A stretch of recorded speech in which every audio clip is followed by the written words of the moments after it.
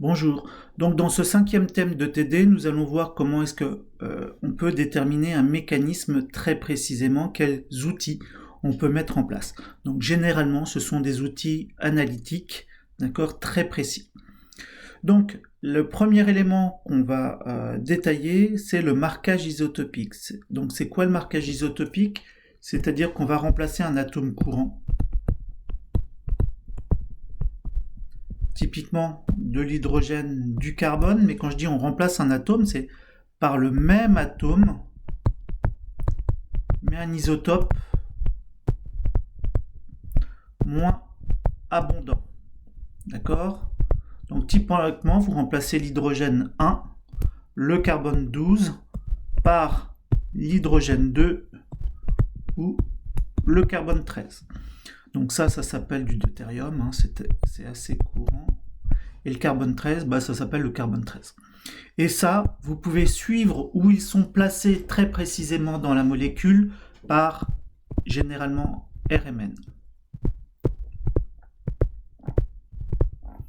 Alors, il y a d'autres techniques que le marquage isotopique pour suivre où vont des atomes globalement, mais celle-ci est la plus courante. Alors attention, je tiens quand même à le préciser, le marquage par deutérium, c'est assez courant. Et c'est moyennement cher. Typiquement, à un moment donné, pour marquer du deutérium, il faut être capable de remplacer un hydrogène par du deutérium. Typiquement, il faut qu'à un moment donné dans votre synthèse, ces protons-là soient acides. Premièrement, vous les déprotonez. Deuxièmement, vous protonez avec de l'eau lourde, de l'eau deutérée, et du coup, vous remplacez le carbone par un deutérium. Le proton par un deutérium. Pour le carbone 13, ça suppose qu'il faut partir d'un réactif marqué au carbone 13. C'est horriblement cher. D'accord? Donc, ça est réservé, ça m'est arrivé une fois dans ma vie quand j'étais à Oxford. Le gramme de produit valait 1000 livres sterling et j'avais derrière 7 étapes pour arriver à la molécule finale. Donc je peux vous dire que je tremblais à chaque fois que je lançais l'étape, j'avais pas envie de perdre la totalité du réactif. Donc, dans notre cas, on va utiliser le marquage isotopique pour suivre comment un groupement migre dans un réarrangement de carbocation. Donc il faut savoir lire le texte, c'est-à-dire qu'on vous précise, premièrement, réarrangement de carbocation. Donc un réarrangement de carbocation, c'est vous partez d'un carbocation qui possède un groupement qui peut migrer en alpha. Ce groupement migre avec ses électrons de manière à donner naissance à un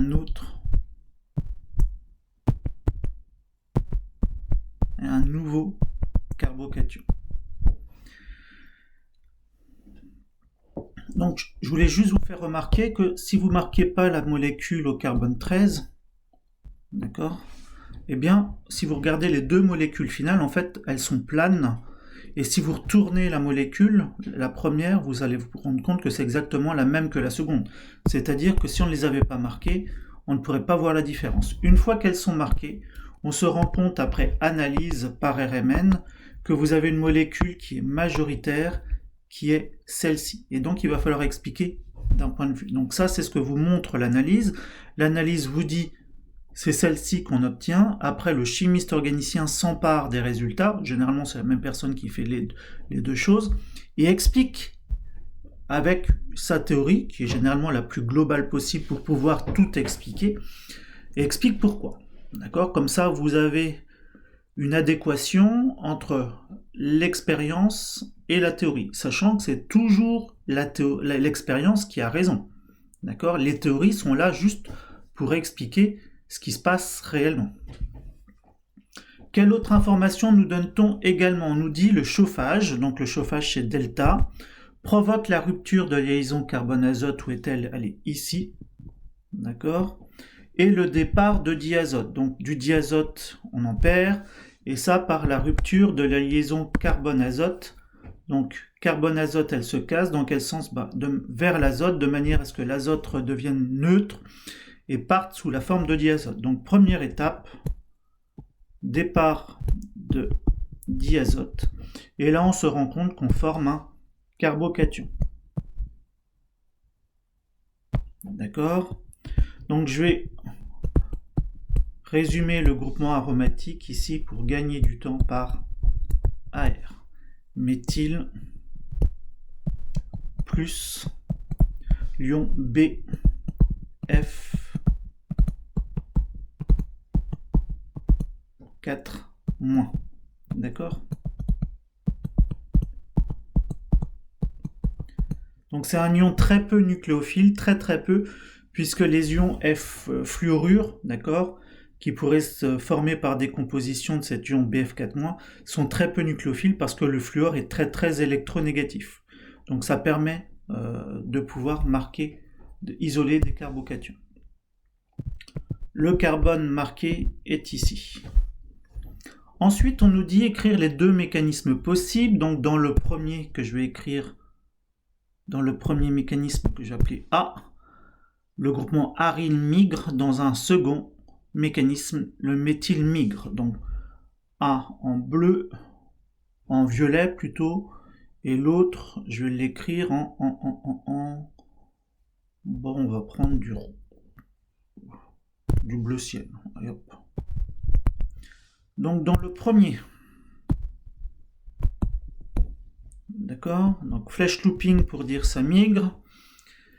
Il y a une transposition, c'est-à-dire on transpose le carbocation, c'est-à-dire le carbocation change de place, mais le méthyle migre. D'accord, donc là, dans A, aryl migre. Aryl migre. Donc on prend les deux électrons de l'aryl, c'est eux qui jouent le rôle de nucléophile dans cette réaction. Ils vont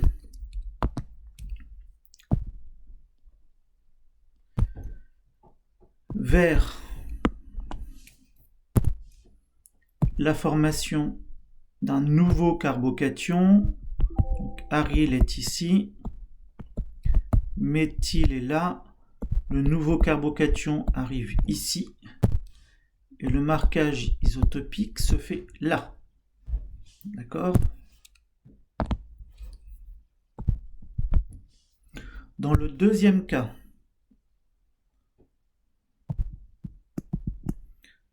hop, B, le méthyle migre.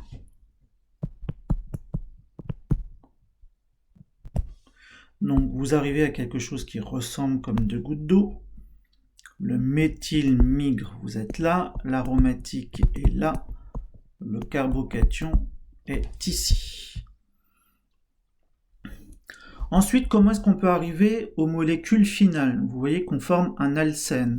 Donc pour former un alcène, il ne faut pas oublier que le contre-ion de tout ça, pour l'instant, c'est BF4-. Et on forme HBF4. Donc pour former HBF4, il faut éliminer H+. Sur un carbocation, vous éliminez H+, c'est-à-dire vous faites une élimination. Typiquement, on réarrive globalement à un mécanisme d'élimination d'ordre 1, avec intermédiairement vient s'insérer la transposition du carbocation. Donc, pour faire une élimination, il faut éliminer un proton en bêta, d'accord, de ce qu'aurait été le groupement partant. Donc ici, en fait, vous allez éliminer sur la première molécule, donc je vais les écrire en violet. Soit vous éliminez ce proton-là, soit vous éliminez ce proton-là. Si vous éliminez le proton du bas, vous formez la double liaison ici. Si vous éliminez ce proton-là, vous formez la double liaison là. Règle de Zaitsev, vous formez, d'accord, l'alcène le plus substitué. Je vous mettrai un tuto spécifique à pourquoi la règle de Zaitsev est juste. Mais c'est vraiment difficile à comprendre. Et le marquage isotopique vous amène le carbone là. C'est-à-dire, expérimentalement, c'est 98%, c'est-à-dire que expérimentalement, c'est ça qui se passe, c'est-à-dire A migre. Dans l'autre cas, eh bien, vous faites la même chose. Le proton qui part est ici. Vous arrivez là.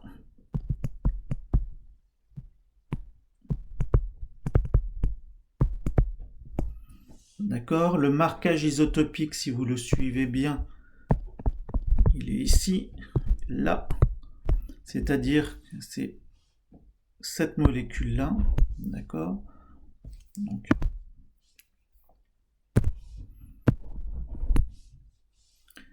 contre ceci. Donc, expérimentalement, on voit que c'est le groupement aryl qui migre. Pourquoi ce groupement-il migre plus facilement? D'accord? Donc si ce groupement migre plus facilement, c'est que dans la réaction de transposition, c'est lui qui joue le rôle de nucléophile et un groupement aromatique est plus riche en électrons qu'un méthyle. D'accord? Comparez la stabilité des deux carbocations intermédiaires. Donc si vous essayez de dessiner un profil énergétique de cette étape de transposition, c'est-à-dire de cet ensemble là, d'accord, avec les deux voies. Vous partez d'un carbocation stabilisé par deux effets plus I. On va dire qu'il est là. Il arrive à un carbocation violet qui est stabilisé par trois effets plus I. Conclusion, il est plus stable. Vous êtes ici. Ce qui veut dire que la voie A est exothermique. Qu'est-ce qu'il en est de la voie B, la voie bleue? Eh bien, elle est exactement exothermique aussi, voire plus exothermique. Ce qui veut dire que B, c'est le produit thermodynamique, d'accord? Et si vous obtenez A, ça veut dire que c'est le produit cinétique. Donc si c'est le produit cinétique, ça veut dire que l'état de transition qui conduit à la voie A est de plus faible énergie que l'état de transition qui conduit à la voie B. C'est ce que ça veut dire. Maintenant, il faut l'expliquer. Pourquoi? Eh bien, tout simplement, c'est le seul cas quasiment où vous êtes vraiment obligé, vous n'avez pas le choix, pour imaginer, pour comprendre cette réaction, il va falloir dessiner ce qu'on appelle l'état de transition de cette réaction. Donc le TS, Transition State, où vous imaginez que sur ce composé-là, marqué, vous avez le carbocation et à un moment donné, vous êtes en train de migrer un groupement. D'accord?